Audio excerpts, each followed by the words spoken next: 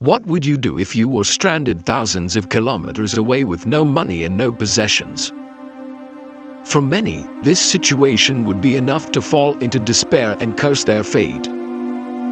But for Zeno of Cyprus, it became the foundation of his life's work and legacy. Around 300 BCE, after being shipwrecked in Athens and losing everything, this wealthy merchant had nothing else to do but wander into a bookstore. There, he became fascinated by what he read about Socrates and began studying with the city's renowned philosophers. But what about you? What would you do in such a situation? As Zeno started teaching his own students, he laid the foundations of Stoicism, a philosophy of virtue, tolerance, and self-discipline that would influence generations of thinkers and leaders. Do you know where the name Stoicism comes from?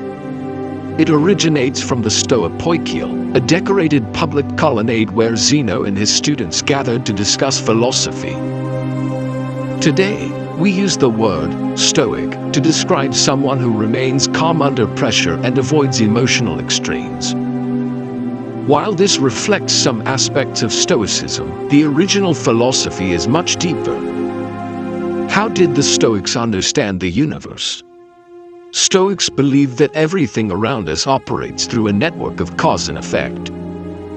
Revealing a rational structure of the universe they called logos. We may not always control the events that affect us, but we can control how we respond to them. Do you think this is true? Can we really control our emotions and reactions? Rather than dreaming of an ideal society, Stoics focused on self-improvement within the world as it is, guided by 4 key virtues. 1. Practical wisdom, the ability to navigate complex situations logically, knowledgeably, and calmly. 2. Temperance, self-control and moderation in all aspects of life. 3. Justice, treating others fairly, even when they do wrong. 4. Courage, facing everyday challenges with clarity and honesty, not just in extreme situations. Which of these virtues do you think is most lacking in today's world? As the Roman Stoic Seneca said, sometimes even to live is an act of courage.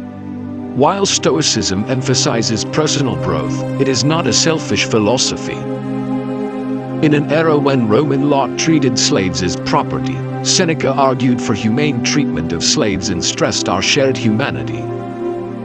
What can we learn from Stoic teachings about justice and equality today? Stoicism does not promote passivity. Instead, it teaches that we can only create positive change in others after cultivating virtue and self-discipline within ourselves.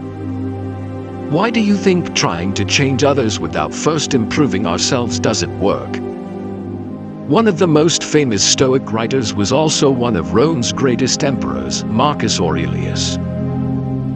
During his 19-year reign, Stoicism gave him the resilience to lead the empire through 2 major wars while enduring the personal tragedy of losing several children.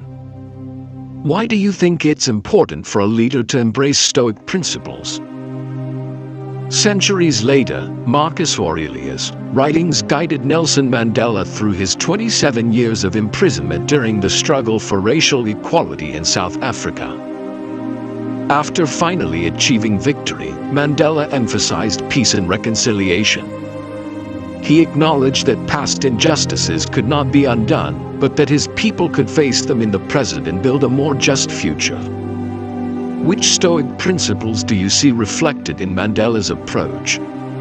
Stoicism remained an active school of philosophy for several centuries in Greece and Rome before disappearing as an institution. However, its influence has persisted.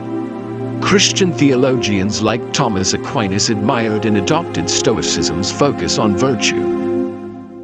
There are also striking parallels between the Stoic concept of ataraxia and the Buddhist idea of nirvana. Why do you think similar philosophical ideas emerge in different cultures? One of the most influential Stoic philosophers, Epictetus, wrote that suffering does not come from events themselves but from our judgments about them. This idea resonates with modern psychology and self-improvement movements. For example, rational emotive behavior therapy focuses on changing self-defeating attitudes about life circumstances. Viktor Frankl's logotherapy, inspired by his experiences in Nazi concentration camps, also reflects a Stoic principle. Even in the darkest times, we can find meaning through the power of our will. Why do you think finding meaning in difficult times is so important? What are your thoughts on Stoicism? Which of its principles do you apply in your daily life? Share your thoughts in the comments and don't forget to like the video.